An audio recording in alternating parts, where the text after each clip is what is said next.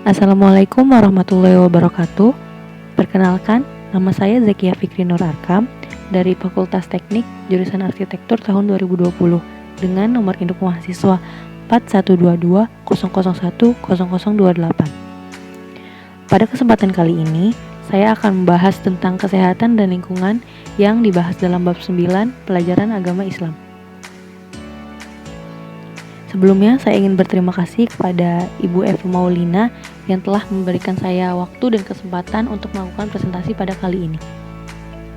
Baik, saya akan memulai presentasinya. Sebelum memulai ke inti materi, saya akan memberitahukan poin-poin apa saja yang akan saya bahas pada presentasi kali ini. Judul umum dari presentasi kali ini ialah kesehatan dan lingkungan, yang di dalamnya akan mencakup menjaga lingkungan, menjaga kesehatan, dan sehat ala Rasulullah. Dari menjaga lingkungan, nantinya kita akan membahas pemanfaatan lingkungan dan bencana alam. Dan dari menjaga kesehatan, nantinya kita akan membahas tentang mencari sumber penyakit dan menyembuhkan penyakit. Dan di sehat ala Rasulullah, kita akan membicarakan tentang hal-hal yang dilakukan Rasulullah untuk menjaga tubuhnya tetap sehat. Baik, saya akan memulai materi pertama, yaitu menjaga lingkungan. Allah Subhanahu wa taala berfirman, A'udzubillahi minasyaitonirrajim. Bismillahirrahmanirrahim. Dhaharal fasadu fil bahri wal bahri bima kasabat aydin nasi liyudhiqahum ba'dalladzi 'amilu la'allahum yarji'un. Qul sirru fil ardi fanzur kaifa kana akibatul ladina min qabl kana aktsarahum musyrikin. Yang artinya, telah nampak kerusakan di darat dan di laut yang disebabkan karena perbuatan tangan manusia, supaya Allah merasakan kepada mereka sebagian dari akibat perbuatan mereka, agar mereka kembali ke jalan yang benar. Katakanlah, adakanlah perjalanan di muka bumi dan perhatikanlah bagaimana kesudahan orang-orang yang dahulu. Kebanyakan dari mereka itu adalah orang-orang yang mempersekutukan Allah. Quran Surat Ar-Rum ayat 41 dan 42. Dari ayat di atas, kita mengetahui bahwa manusia banyak menyebabkan kerusakan-kerusakan di bumi. Dan Allah memerintahkan kita untuk belajar dari hal-hal yang telah dilakukan umat-umat terdahulu agar tidak mengulanginya. Nah, agar tidak mengulanginya, kita harus melakukan pemanfaatan lingkungan dengan baik. Cara-cara pemanfaatan lingkungan dengan baik ialah: pertama, menggunakan listrik sehemat mungkin. 2. Mematikan semua alat listrik bila sudah tidak dipakai. Ketiga, mengambil hasil hutan sesuai keperluan. Keempat, menerapkan sistem tebang pilih saat pemanfaatan kayu di hutan. Kelima, melakukan penanaman kembali pohon-pohon di hutan. Keenam, memakai bahan bakar fosil sehemat mungkin. Ketujuh, mengganti bahan bakar fosil dengan bahan bakar biogas. Kedelapan, memakai air sehemat mungkin.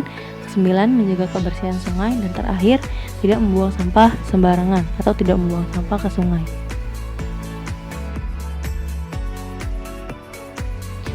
Selanjutnya, saya akan membahas tentang bencana alam yang disebabkan oleh manusia.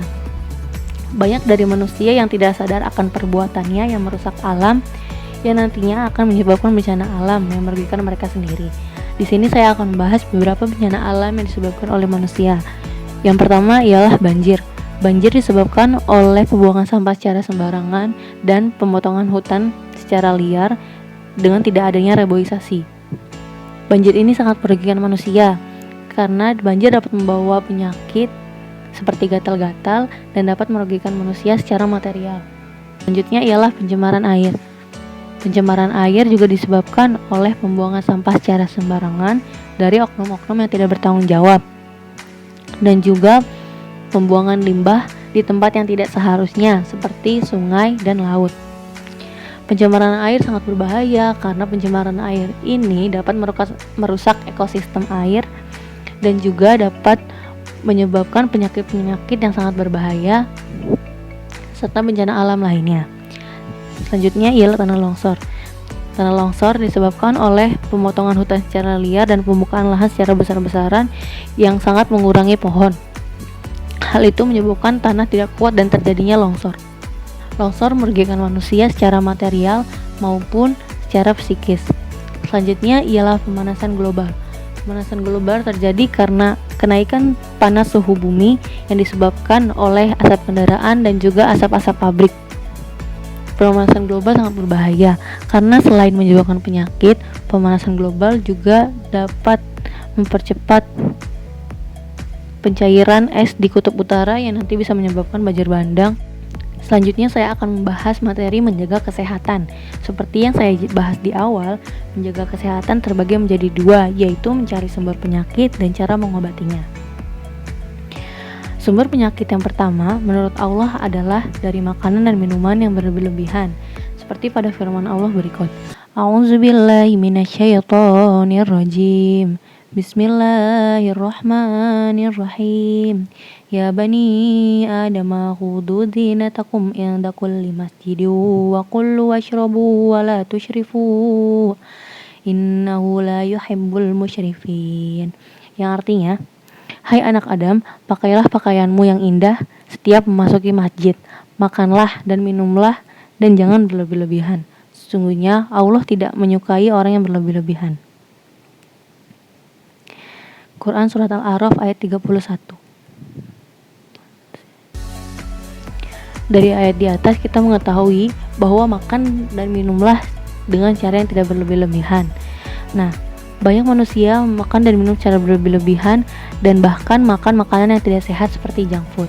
Apakah kalian tahu penyakit apa saja yang disebabkan oleh makan makanan dan minum minuman yang tidak sehat seperti junk food? Saya akan memberitahukannya. Yang pertama ialah obesitas. Obesitas ini nantinya dapat menyebabkan penyakit lain seperti jantung, varieses, diabetes, darah tinggi, stroke, dan artritis. Nah, selain makan makanan dan minum minuman secara berlebih-lebihan dan tidak sehat, sumber penyakit lainnya ialah penyakit hati. Ada 4 penyakit hati dalam Islam. Yang pertama ialah ria, yang kedua ialah sombong, yang ketiga ialah ujub, dan yang terakhir ialah dengki.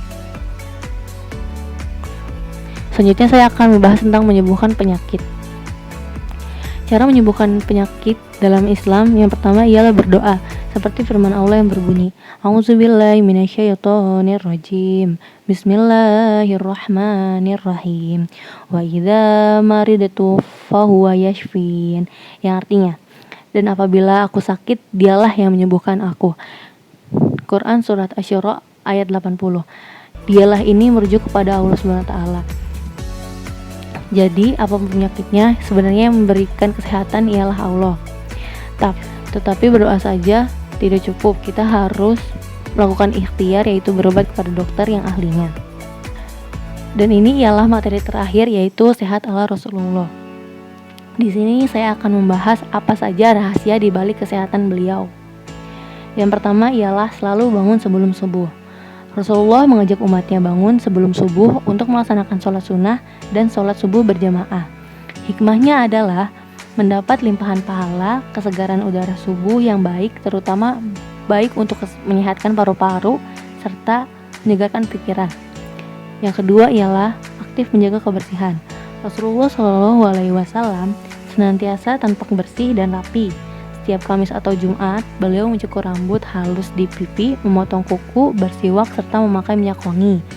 Rasul juga sangat menjaga kebersihan mulut dan gigi melalui sunnah beliau bersiwak sampai sekarang dianut oleh umatnya.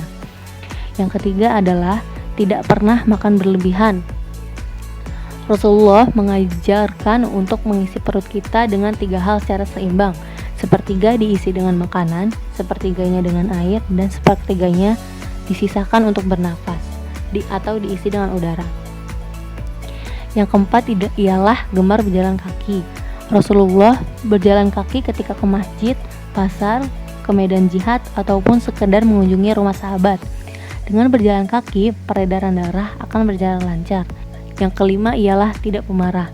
Nasihat Rasulullah, la takdob, diulangi 3 kali. Ia menunjukkan hakikat kekuatan seseorang bukanlah terletak pada jasad, tetapi pada kebersihan jiwa. Bila kita marah, cara paling mudah adalah mengubah posisi ketika marah.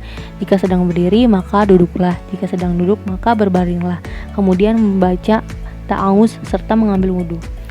Pemarah bisa menyebabkan darah tinggi, Darah tinggi bisa menyebabkan komplikasi penyakit yang lainnya seperti ginjal, jantung koroner, stroke, dan lain-lain. Yang keenam, optimis dan tidak berputus asa. Sikap optimis memberikan kekuatan tersendiri bagi kelapangan jiwa. Selain itu, perlu juga memperbanyak sabar, istiqomah, serta tawakal kepada Allah Subhanahu wa Ta'ala. Sifat optimis dan tidak mudah putus asa melahirkan jiwa yang tangguh, kuat, tegar dalam menghadapi kehidupan dan yang semakin kompetitif. Yang ketujuh, tidak pernah iri hati. Kita perlu menjauhi sifat iri hati karena penting untuk menjaga kebersihan. Ya Allah, bersihkanlah hatiku dari sifat-sifat mazmumah dan hiasilah diriku dari sifat-sifat mahmudah. Yang kedelapan, pemaaf. Pemaaf adalah sifat terpuji yang bisa mendatangkan ketenangan hati dan jiwa. Memaafkan orang lain akan membebaskan diri kita dari belenggu kemarahan. Ketika kita marah itu akan melekat pada hati.